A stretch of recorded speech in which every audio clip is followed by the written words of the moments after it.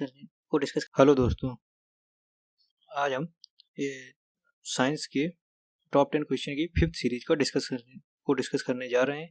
आज इस सीरीज को स्टार्ट करने से पहले आप मुझे ये बताइए कि पिछले वीडियो से इस वीडियो में वॉइस क्वालिटी बेहतर है या नहीं। तो आज के हम टॉप 10 क्वेश्चन की शुरुआत करने जा रहे हैं। तो इसके लिए सबसे पहला क्वेश्चन है, सबसे हल्की धातु कौन सी होती है।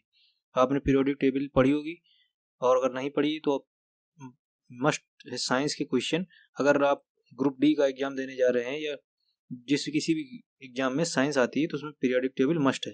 तो इसके लिए सबसे हल्की धातु कौन सी होती है, इन 4 ऑप्शन दिए गए, लिथियम, एल्यूमिनियम, सोडियम, पोटेशियम।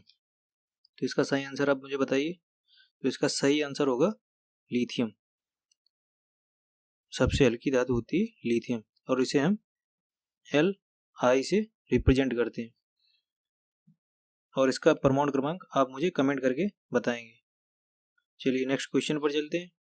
तो हमारा नेक्स्ट क्वेश्चन है, समुद्री जल से नमक किस विधि द्वारा बनाया जाता है। हम जो लोग नमक खाते हैं ये डायरेक्ट तो हमें प्राप्त नहीं हो जाता है, ये हमें समुद्र से प्राप्त होता है। तो इसे किस विधि द्वारा प्राप्त किया जाता है। इसके 4 ऑप्शन दिए गए, ऊर्ध्वपातन विधि द्वारा, बाष्पीकरण द्वारा, क्रिस्टलीकरण द्वारा और आसवन विधि द्वारा। तो इसका सही आंसर बताइए।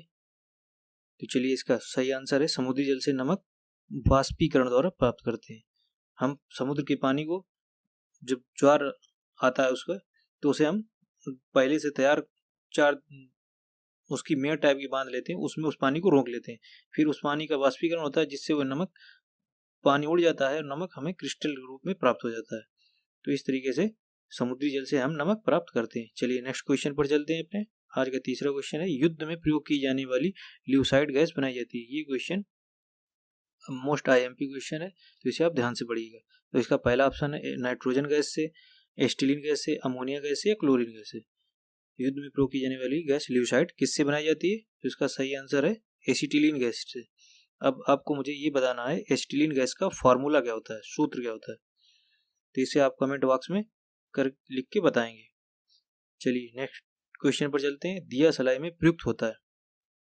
दिया सलाई में जो अपना आगे पदार्थ लगा रहता है ब्लैक, वो क्या होता है। पोटेशियम, सोडियम, सफेद फास्फोरस या लाल फास्फोरस।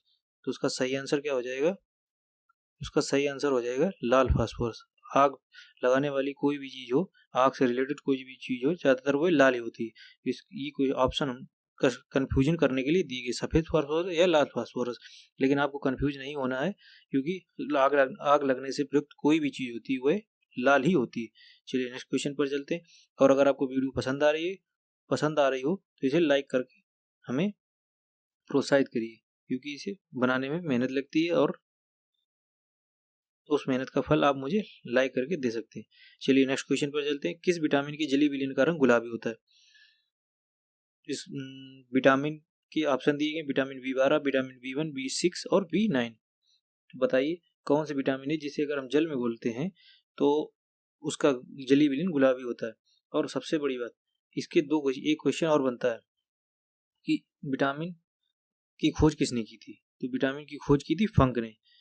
दूसरा क्वेश्चन, विटामिन की खोज फंक ने की थी, ये क्वेश्चन आता है, लेकिन विटामिन शब्द की खोज फंक ने की थी। और जो विटामिन है A, B, C, D, K और E, ये इन सभी की खोज अलग अलग वैज्ञानिकों ने की है। तो आपको मुझे बतानी है विटामिन बी की खोज किसने की है।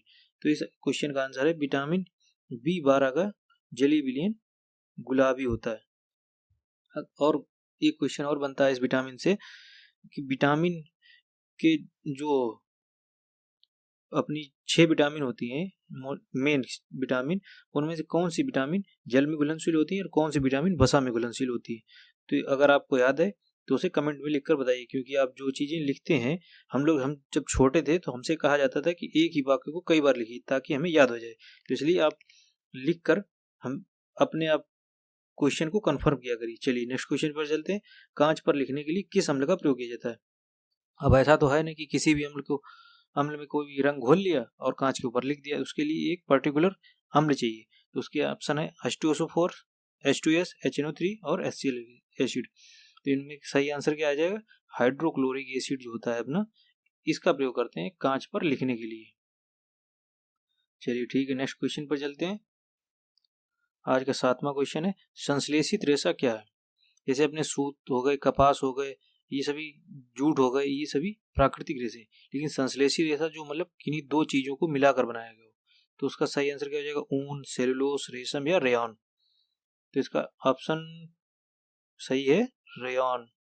रेयॉन रेशा जो है ये संश्लेषित रेशा है। चलिए नेक्स्ट क्वेश्चन पर चलते हैं। तो आज 8वां क्वेश्चन है, टेफ्लॉन किसका बहुलक है? टेफ्लॉन जो अपने घरों में आजकल नॉन स्टिक बर्तन आते हैं, जबकि ये बहुत ही हानिकारक चीज़ है, लेकिन थोड़ी सी आसानी के चक्कर में हम लोग आज क्या क्या नहीं यूज करते हैं। फसलों में दवाई डालना, टेफ्लॉन के बर्तन यूज करना, जबकि लोहे की कढ़ाई सबसे अच्छी होती है, उसमें हमें आयरन भी मिलता है। तो चलिए उन बातों को छोड़ते हुए, वैसे अगर आप यूज कर सके थे कर सकते हो तो लोहे की कढ़ाई ही यूज किया करिए। टेफ्लॉन किसका बहुलक है? इसका आंसर है सही टेट्राफ्लोरोएथीन का। टेफ्लॉन टेट्राफ्लोरोएथीन का बहुलक है। चलिए नेक्स्ट क्वेश्चन पर चलते हैं फटाफट। नेक्स्ट क्वेश्चन है, सोना किस अम्ल में घुल जाता है, घुलनशील है? सांद्र सल्फ्यूरिक अम्ल, सांद्र नाइट्रिक अम्ल, एसिटिक अम्ल और अम्लराज। सोना आप किसी भी तेजाब और पानी, पेट्रोल किसी में डालिए नहीं घुलता है। केवल एक ही चीज है जो सोने को गला सकती है, उसका नाम है अम्लराज।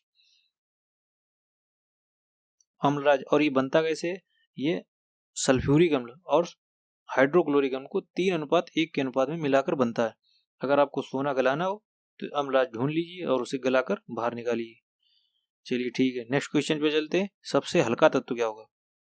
पीरियोडिक टेबल से ये दूसरा क्वेश्चन है जो टॉप 10 की सीरीज में अपनी जगह बनाई है। इसका पहला ऑप्शन है हाइड्रोजन, पोटेशियम, हीलियम, सोडियम। इसका सबसे हल्का तत्व कौन सा हो जाएगा? आंसर होगा पीरियोडिक टेबल का सबसे पहला तत्व जो है वह है हाइड्रोजन, ये और यही सबसे हल्का तत्व भी है। चलिए नेक्स्ट क्वेश्चन चलते हैं और आपको इसे बताना है कि हाइड्रोजन को किस अंग्रेजी के किस वर्ड द्वारा रिप्रेजेंट किया जाता है।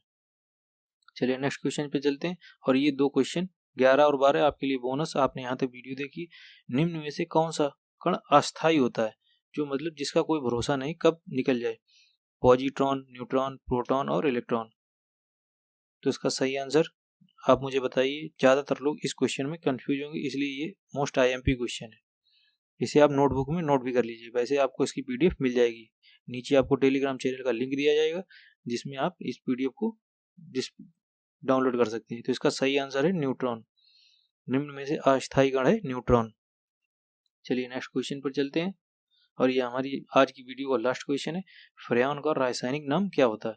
जैसे कई तत्व होते हैं, रासायनिक तत्व जिनको कई तत्वों को मिलाकर बनाया जाता है, फिर उसका एक स्पेसिफिक नाम दिया जाता है। तो इसका सही आंसर क्या हो जाएगा? फ्रेयॉन का रासायनिक नाम हो जाएगा क्लोरोफ्लोरोकार्बन। इसे ही हम CFC कहते हैं।